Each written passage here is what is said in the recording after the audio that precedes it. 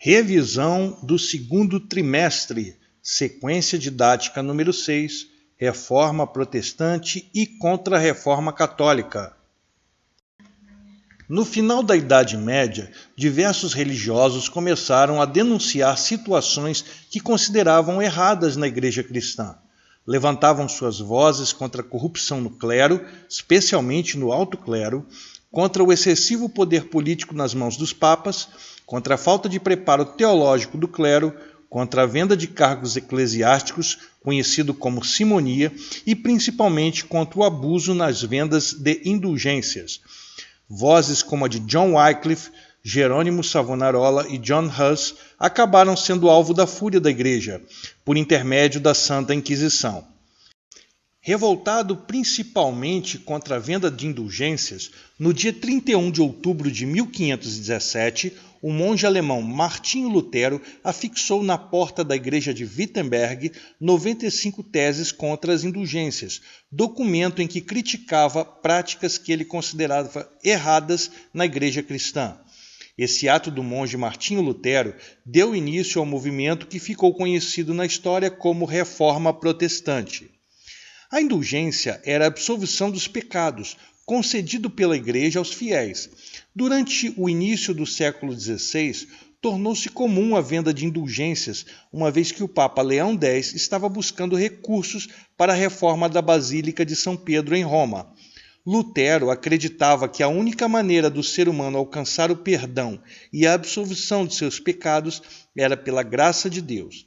Dessa maneira, todos os que comprassem ou vendessem indulgências iam para o inferno, já que o dom de Deus não podia ser comprado por recursos materiais. Inicialmente, Lutero não tinha pretensão de romper com a Igreja, mas sim de reformá-la. Entretanto, após ser confrontado pela Igreja e excomungado pelo Papa em 1521, acabou provocando um enorme cisma na Igreja cristã.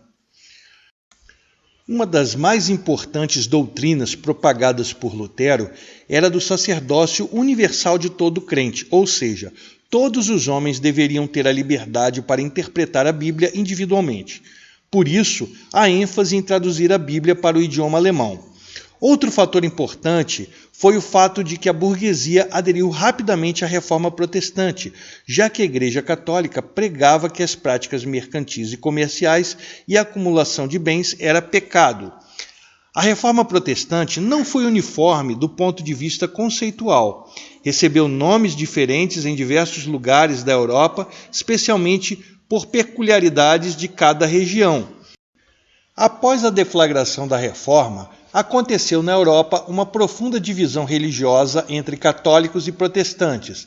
Essa divisão recrudesceu ao ponto da eclosão do ódio e guerra, o que teve como consequência milhares de mortes.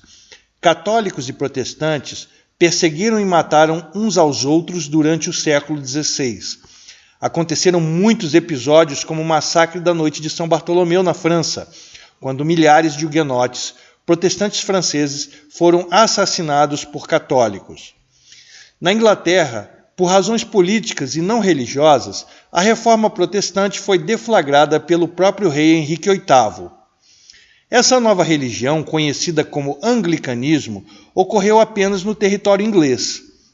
Pelo anglicanismo, o Estado tinha supremacia sobre a Igreja, ou seja, era o rei que nomeava a liderança da Igreja e não o Papa. Além disso, Henrique VIII expropriou todas as terras que pertenciam à Igreja Católica na Inglaterra.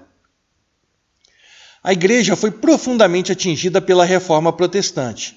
Como forma de reagir ao movimento reformador, bem como a fim de se renovar institucionalmente, ela criou um movimento que ficou conhecido como Contra-Reforma ou simplesmente Reforma Católica. A Contra-Reforma foi, em primeiro lugar, uma reação do catolicismo à Reforma Protestante. O Papa Paulo III convocou o Concílio de Trento em 1545. Dentre as muitas decisões deliberadas no Concílio de Trento, decidiram que o clero católico deveria receber uma preparação teológica mais adequada, incentivando a fundação de escolas e seminários especiais com o objetivo de formar sacerdotes dedicados ao catolicismo. Decidiram também criar a Companhia de Jesus, cujos membros ficaram conhecidos como jesuítas. Os membros da Companhia de Jesus tiveram um papel fundamental na difusão do cristianismo na África, Ásia e América. Também reafirmou dogmas e valores questionados pela Reforma, como os sacramentos e a doutrina da infalibilidade papal. Finalmente, revitalizou a instituição do Tribunal do Santo Ofício, a Inquisição, para julgar e punir os hereges.